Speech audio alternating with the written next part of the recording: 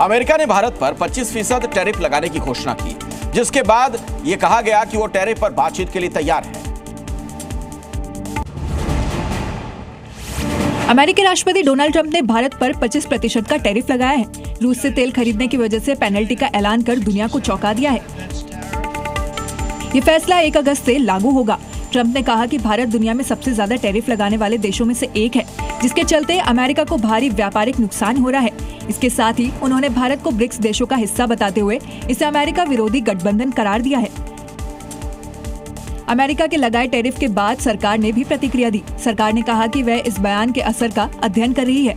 भारत और अमेरिका पिछले कुछ महीनों से एक निष्पक्ष और दोनों के लिए फायदेमंद व्यापार समझौते पर बातचीत कर रहे हैं।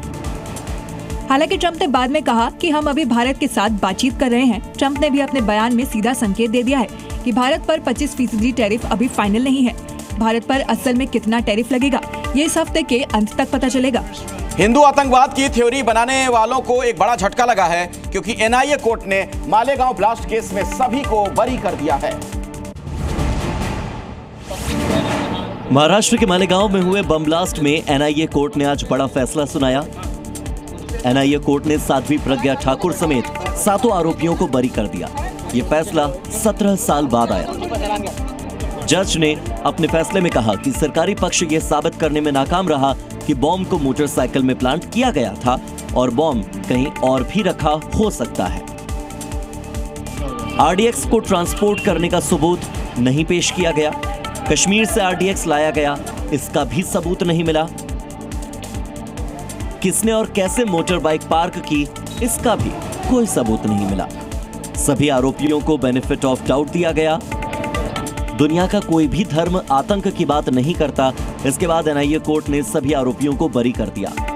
कोर्ट के इस फैसले के बाद साध्वी प्रज्ञा ने कहा कि मुझे 17 साल तक अपमानित किया गया, मुझे अपने ही देश में आतंकवादी बना दिया गया, मुझे 13 दिनों तक प्रताड़ित किया गया और मेरी जिंदगी बर्बाद कर दी गई। तो वहीं कर्नल पुरोहित ने इस फैसले पर कहा कि वो देश की सेवा करते रहेंगे। यूपी में अवैध निर्माण के खिलाफ प्रशासन का बुलडोजर जमकर गरज रहा है।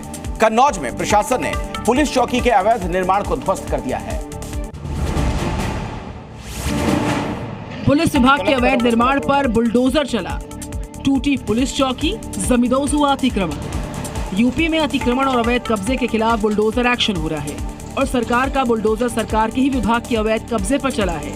या यूं कहें, यूपी में भूमाफिया या पुलिस विभाग किसी के भी किसी तरह के अतिक्रमण का पूरा हिसाब किताब हो रहा है। ये तस्वीर देखिए ध्यान से। देखिए कैसे एक पुलिस चौकी के निर्माणाधीन भवन पर प्रशासन का बुलडोजर गरज रहा है। ये तस्वीर कन्नौज की है, जहां तिरवा कोतवाली क्षेत्र के अहेर में विवादित जमीन पर हो रही चौकी के निर्माण पर कार्रवाई की गई और उसको ध्वस्त किया गया। दरअसल जमीन मालिक ने शिकायत की थी कि ये पुलिस चौकी उसके जमीन पर बनाई जा रही थी। मामला हाईकोर्ट तक पहुंचा और हाईकोर्ट ने पुलिस की चौकी के निर्माण को अवैध करार दिया, जिसके बाद पुलिस ने जेसीबी की मदद से चौकी को जमींदोज कर दिया।